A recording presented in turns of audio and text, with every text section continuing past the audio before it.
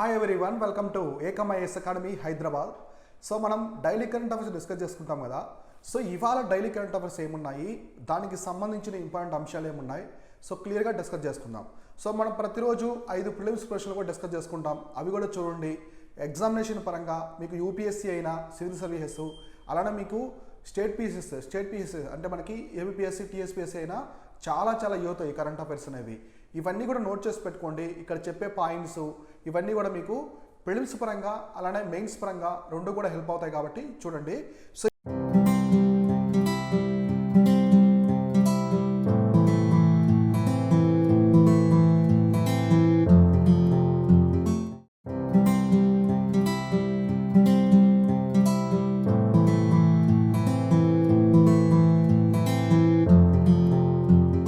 ఇవాళ daily current affairs చూస్తే మనకు వచ్చేసి సో ఇవాళ 20th ఆగస్టుకి సంబంధించి ఏమున్నాయో క్లియర్ కట్గా ఒక్కొక్కటి చూద్దాం.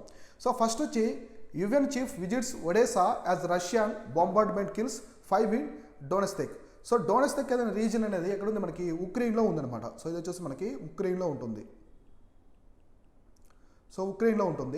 తర్వాత ఒడెస్సా అనేది పోర్ట్ సిటీ. సో ఇది వచ్చేసి ఇది కూడా ఉక్రెయిన్లో ఉంటుంది, పోర్ట్ సిటీ అనమాట. ఒడెస్సా అనేది పోర్ట్ సిటీ.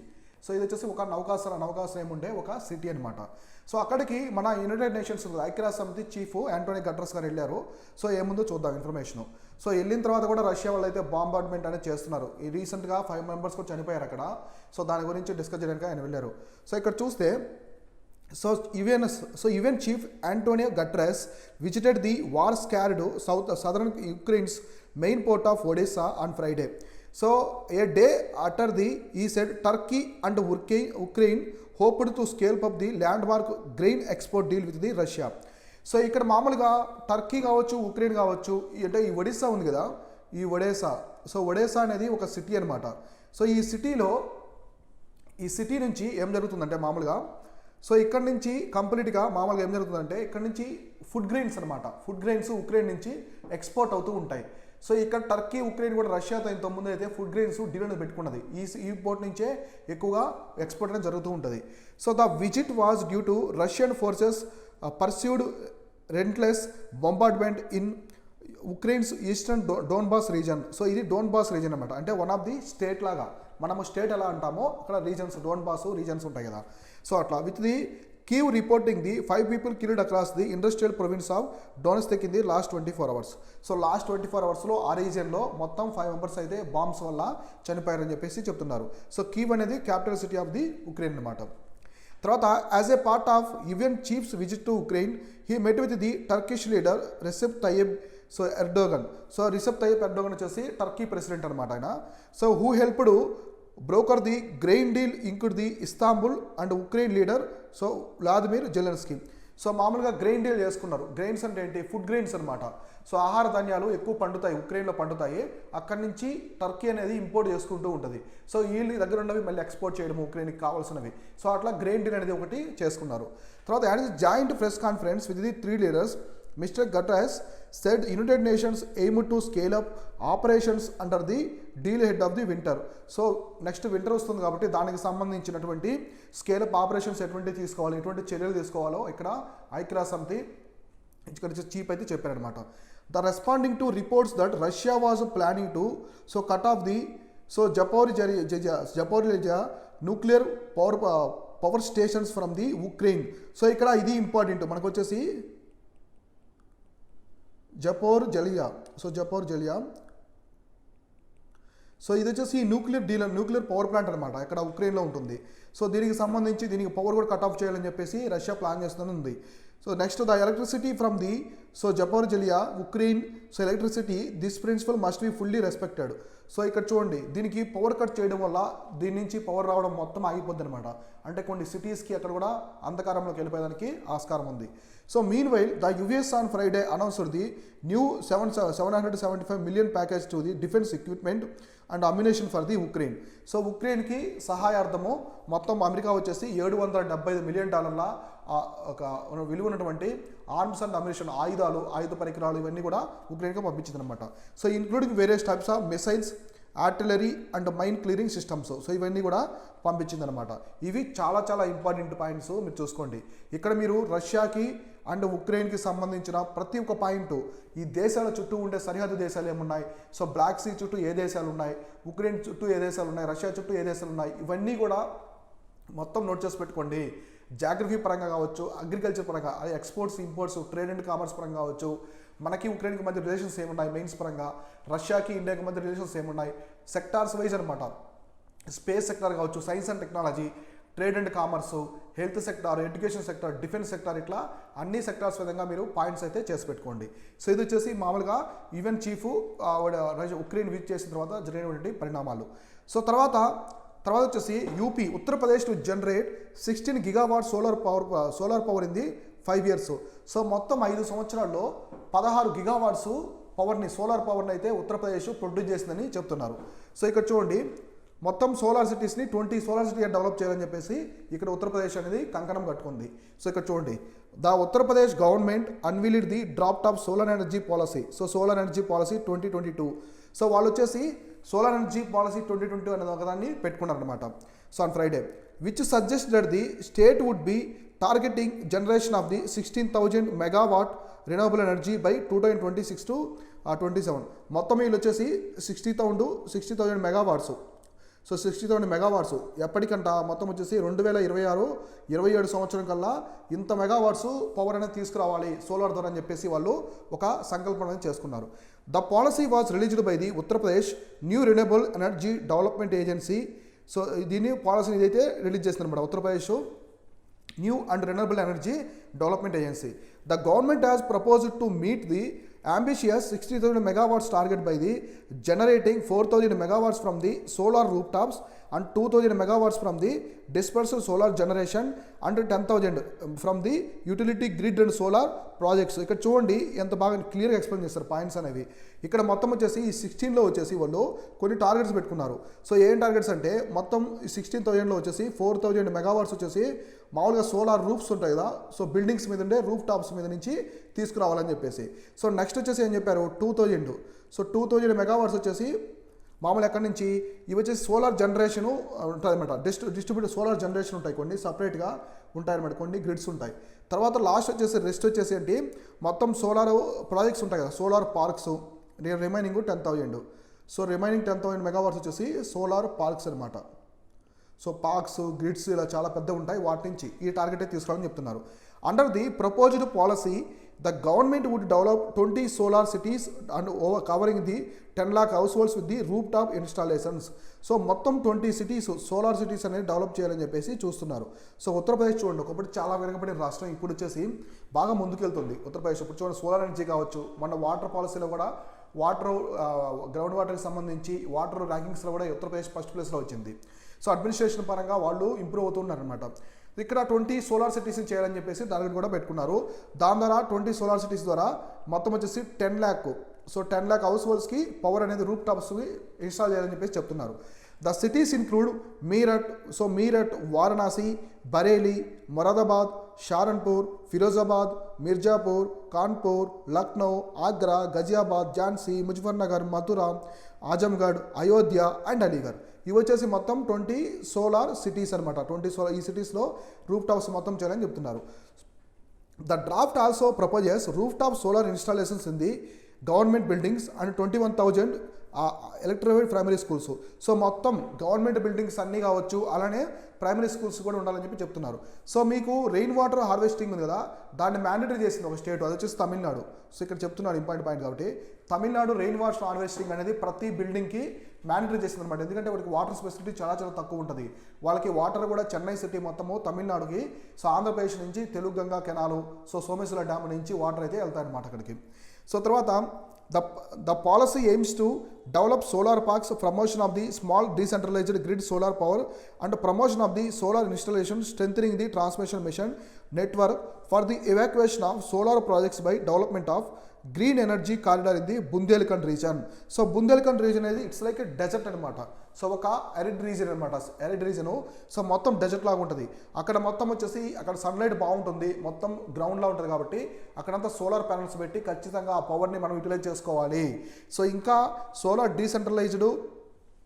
డిజిటల్ గ్రిడ్ ఒక సోలార్ పవర్ కనెక్ట్ చేయాలి.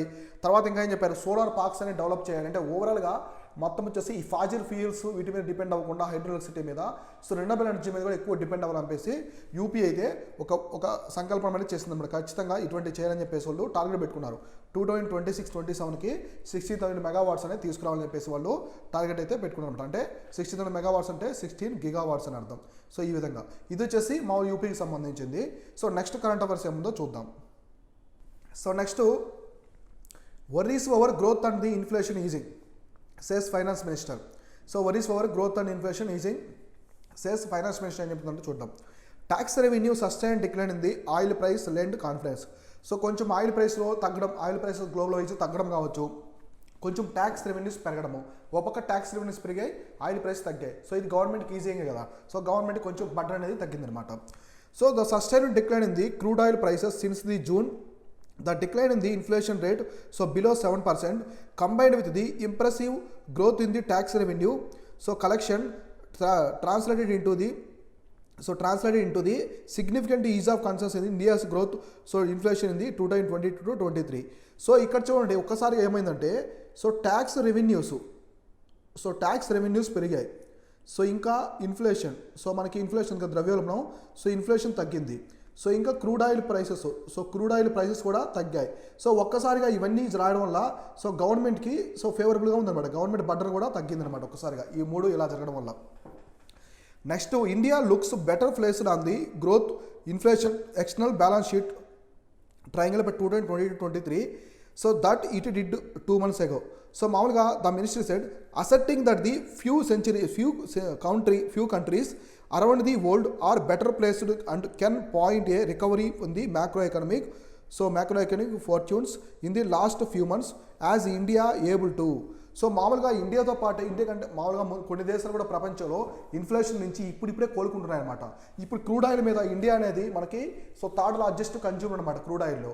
సో ఇట్లా మనం చూసుకున్నప్పుడు సో మనకి ఆయిల్ బడ్జెట్ అనేది ఎక్కువ ఉంది, క్రూడ్ ఆయిల్ ఎక్కువ మనం ఇంపోర్ట్ చేసుకుంటున్నాం కాబట్టి, సో మనకి లేదు క్రూడ్ ఆయిల్ కాబట్టి ఎక్కువ ఇంపోర్ట్ చేసుకుంటాం కాబట్టి మనకి బడ్జెట్ అనమాట ఎక్కువ ఖర్చు అనేది దాని మీద జరుగుతుంది.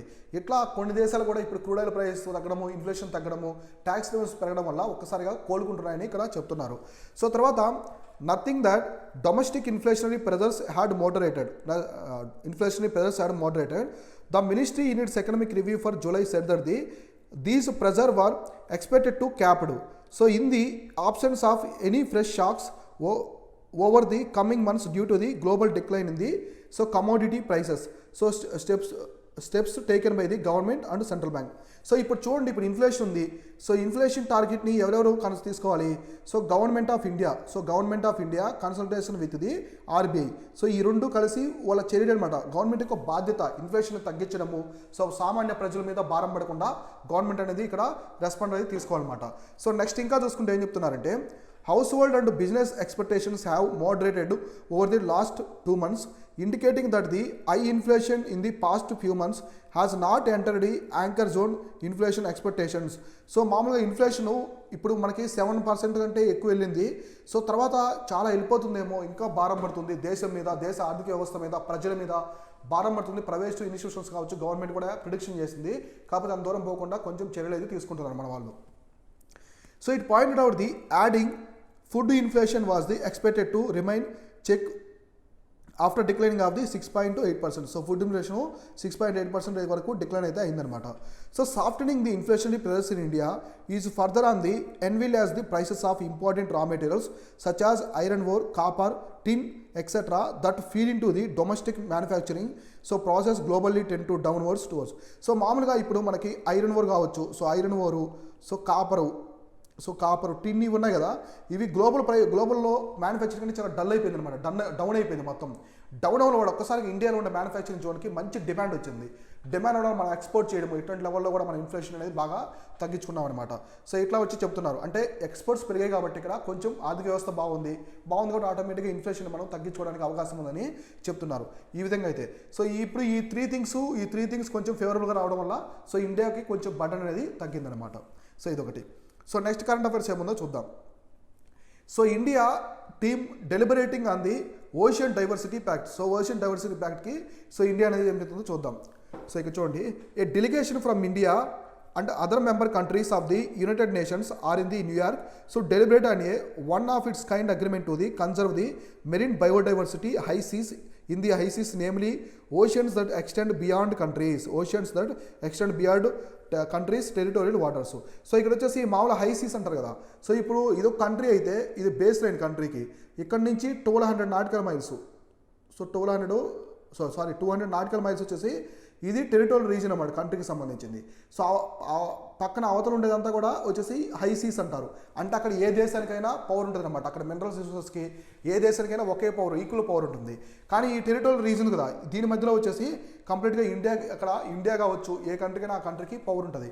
సో ఇప్పుడు ఈ హై సీస్లో ఉండే మెరీన్ బయోడైవర్సిటీ ఉంది కదా, వాటిని మనం కాపాడుకోవాలని ఒక యాక్ట్ తీసుకోవాలని చెప్తున్నారు. సో ఇక్కడ కొటేషన్ కూడా చెప్పారంటే oceans that extend beyond countries territorial waters, beyond territorial waters అనమాట. సో టెరిటోరియల్ వాటర్స్ అవతల ఉన్నది మొత్తం వచ్చేసి హై సీస్ కింద తీసుకుంటారు. అంటే ఓపెన్ ఓషన్ అని, అంటే ఏ దేశానికైనా ఒకే ఈక్వల్ రైట్ ఉంటుంది. The agreement follows a resolution by the United Nations Assembly in May.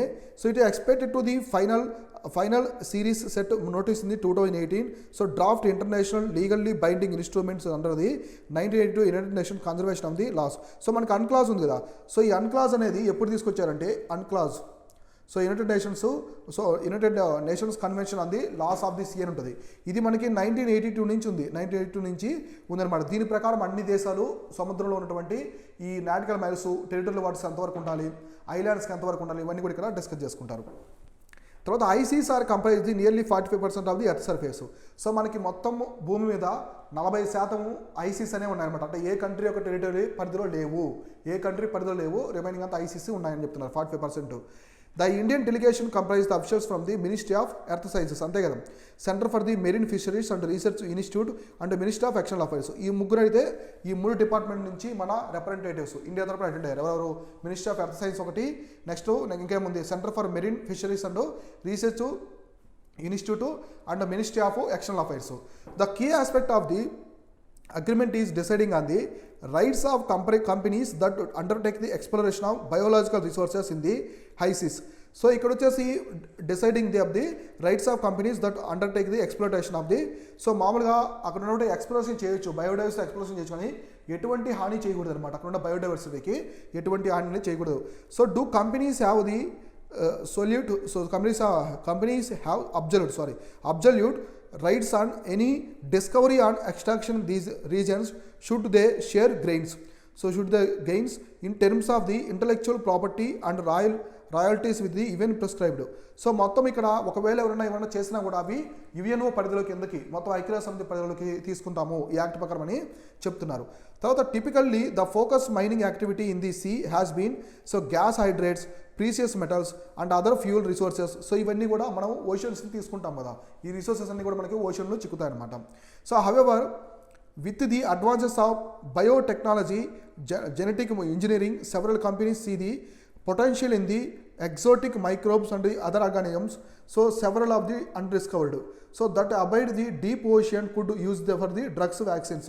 So deep oceans కూడా కొన్ని ఫార్మాస్యూటికల్ కింద యూజ్ చేస్తారనమాట. సో చూడండి ఇక్కడ కొత్త విషయాలు ఎన్ని తెలుసుకుంటున్నారు. సో కొన్ని ఫార్మాస్యూటికల్ మెడికల్స్ టెస్టింగ్ కూడా డీప్ ఓషన్స్ అంటే సముద్రాలు కూడా ఇటు చేసుకుంటారు అనమాట.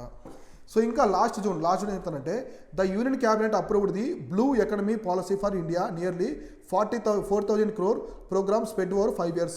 సో ఇండియా వచ్చేసి బ్లూ ఎకనమీ పాలసీని తీసుకొచ్చింది లాస్ట్ జూన్లో వచ్చేసి మనకి బ్లూ ఎకానమీ పాలసీని అయితే తీసుకొచ్చింది. అందులో మొత్తం వచ్చేసి 4,000 కోట్ల పెట్టుబడి అనేది పెడుతుందన్నమాట ఇందులో మొత్తం 5 yearsకి.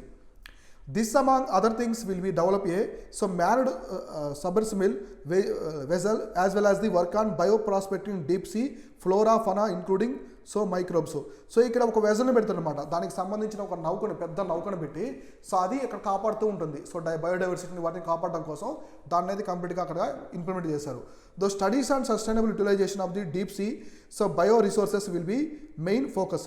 సో ఇక్కడ బయో రిసోర్సెస్ ఉంటాయి కదా, అక్కడ అంటే సముద్రానికి సంబంధించిన బయో రిసోర్సెస్ అనేవి మెయిన్ ఫోకస్.